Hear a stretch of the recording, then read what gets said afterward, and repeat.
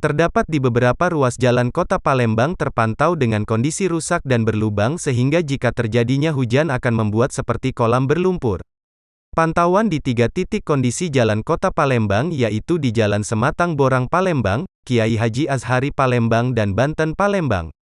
Pada kondisi di sepanjang Jalan Sematang Borang Palembang terpantau kondisi jalan ada yang rusak dan berlubang, dan ada juga kondisi jalan yang telah diperbaiki. Untuk kondisi jalan yang telah diperbaiki sekitar kurang lebih 30% dan sisanya jalan yang berlubang dan rusak.